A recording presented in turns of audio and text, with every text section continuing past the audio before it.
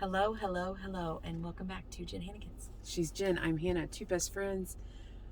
Been doing the healthy life thing for a long time. This is going to be a car vlog. I will be driving very soon. Carradin's about to get in the car. She's not going to like that we're videoing. So what?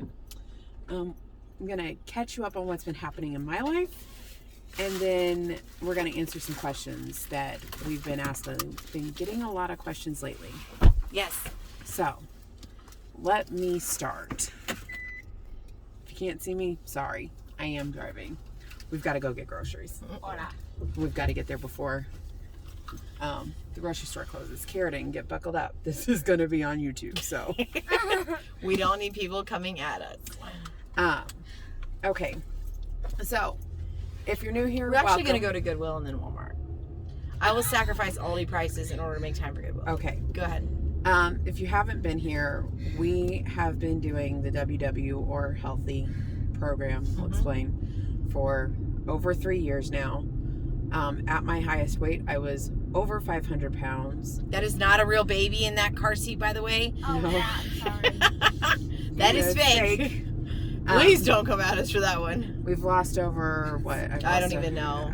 200 pounds. Yeah, something definitely like that. definitely over 200. We lost weight during the pandemic. We maintained weight loss the last 2 years. We're trying to kick it back in, and that was the goal for this year. And things have gone haywire for me. Also, if you're following, you know my dad is a part of this. My parents live with me because of their health. Normally it's mom's health, but lately it's been dad's. Dad has been sick. I got the first bill from the hospital today. He has been sick since March 7th. That's how long this has been going on. So March 7th of this year, my dad, or 6th or 7th, Dad went into the hospital. He had an infection that we didn't know about that went septic, almost cost him his life. We almost lost him. He was in the hospital for 3 days. He came home. Then he was down in his back. He couldn't hardly move. Went to different doctors, different things. It's a pinched nerve. It's from being immobile for 3 days. It's this, it's that. After a month, at the end of April, so over a month, he could not move at all. And that's when we finally got a diagnosis of osteomyelitis, which is an infection in the bone. Osteomyelitis is not normal for someone in his age, and also normally occurs in like an arm or a leg and ends in amputation, but his is in the lowest vertebrae in his back. So IV antibiotics, he couldn't move. He was in the hospital for 2 weeks, then in a nursing home for over a month. We brought him home and he was doing good. He was on the mend, and that's the last thing you heard. That's the last time I filmed. Because June 26th, things took a turn. He got dehydrated. Something wasn't right. His blood pressure was off, which is one of the signs of sepsis. So we thought, we got to get him to the hospital. Took him to the hospital, and he was admitted again because his kidneys were failing him. He's been on heavy antibiotic for 3 months. That's the treatment for osteomyelitis, and they can attack your kidneys, and then if you get dehydrated, you get in trouble. So that was June 26th. It's July 15th, and my dad is still in the hospital. Now, during that time, he was in the normal unit, just seeing what was going on, try to get him rehydrated. Then he had to have a minor procedure that ended him up in the ICU on a ventilator for 5 days because the sedation wouldn't wear out of his system. He had dialysis twice. We thought we were going to lose him again because of good doctors and a whole lot of prayers and our amazing God. We did not. After 2 rounds of dialysis, things started to clear up. His kidneys started to kick back in, which was the hope. And he was on the mend. But it's July. It's been 5 months that my dad has been basically immobile. So he has lost a lot of strength and stamina and a lot of what he could do. So we fought his insurance. That's a whole nother video that I don't know if I'm legally allowed to put out because of my job. We fought his insurance because they denied him inpatient rehab and got it approved. So today was his first day in inpatient rehab. So hopefully over the next couple of weeks, he will regain his strength. What that means for me is what I was really gung-ho getting ready for July of I was going to stay in points and be extra active and start losing weight again, turned into I don't even have time to track, and I'm maintaining. It's been difficult because June I was doing so good. I was on the right track, but I'm back at it. I have quit WW. We'll talk about why. Jen can explain the differences between WW That and sounds healthy. like clickbait. Hey, We quit WW. We'll title it. Didn't we already do a We Quit WW I think we video? did. Anyway, I'm using healthy. It's the same thing, only Same concept. add calories and macros, which is amazing. And tomorrow I'm back to full on tracking. This week it's been hit or miss. But Dad's doing good, so now I can refocus. So that's my update. 6 minutes. I've already filmed this like 3 times, and it's got shorter each time because I talk faster. So, how you been? A little better than you, I think. Yeah. No, things have gone Just as busy though. Well, yes, we are very busy. That's just a normal thing. So what were you talking about? Well, okay. So That's all I during this have. time, she's also had birthday. Yeah. We've done some pretty big stuff at church. Yeah.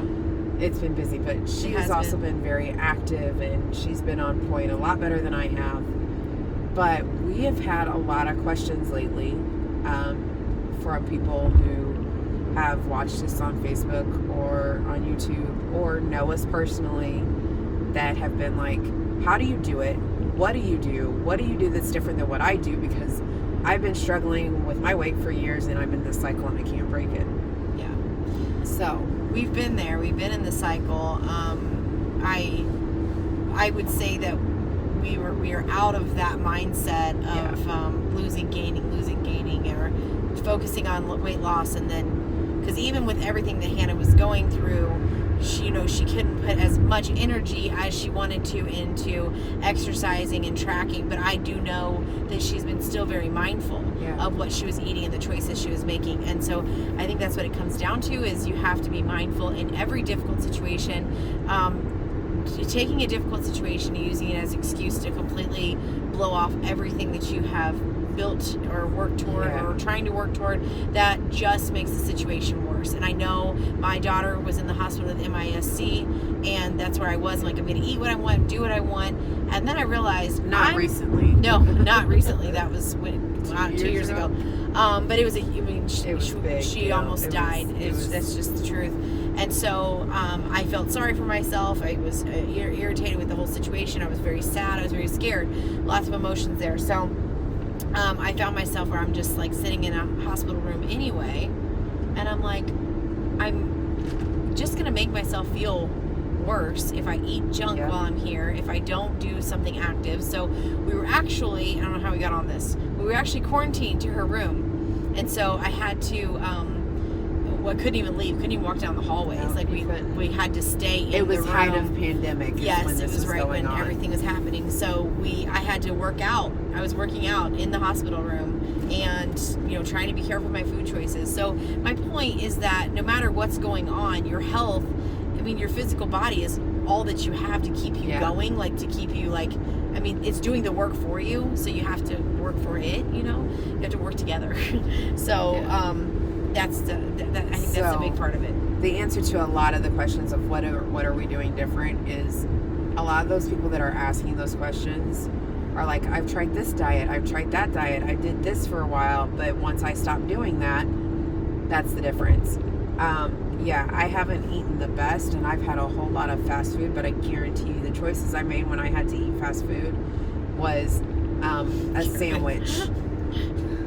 One sandwich instead of a large meal with extra fries and extra whatever. The choices you make change. It becomes a lifestyle, and that's why I haven't gained weight in the past month, because if I was going to gain weight, it was going to be this last month. Yeah, let me tell you. Seriously. So what are some other questions we've got? Activity. What activity do you do? When we started out, we didn't. That wasn't a focus. If you try to change everything at once, you're going to fail. Yeah. It doesn't work that way. You have to find one thing to focus on and focus on it. And then as you start to eat better, your body starts to feel better. And you then can move you better. have the energy and you want to do those things. So then you find activities you like. What's your favorite thing to say about exercise? Well, I was going to say that the I don't know, are you looking for a right answer? No. Oh, okay. I just didn't know there was something I was missing. But No. I think it just comes down to replacing habits. And so I always like to be dressed and ready to go. Like I'm going to have my athletic skirt on. I'm going to have my tennis shoes either on or waiting by the door. Typically they're on. So that if I have a couple minutes, I can just walk down the street and just do that really quick or take a quick bike ride or whatever, just because every little bit does add up. It does count. So Karen's a huge distraction. So I think just to take those minutes where maybe you snack, like maybe you're wanting a snack that you're not really hungry for, you just want a snack. We'll take a walk instead. So it's all about like replacing those habits and then building on those, like just replacing them little by little. That's why we don't believe in just tomorrow you're going to eat salad and run 10 miles a day. It's just not going to be like that. So I think just taking it slow, making those tiny little habits in your life first, and just continuing to build on them. Yeah, and find something, whatever program. If you're going to do calorie counting, great. If you are someone who can do keto for the rest of your life, great. If you want to say you're going to cut out all carbs and that's what you can do, good. We went with WW Healthy, which used to be iTrack Bites. Healthy is the same program, only cheaper, and you get to track other things. Yes. Which is why we're back on Healthy. Which I cannot believe WW hasn't come up with that I yet. know.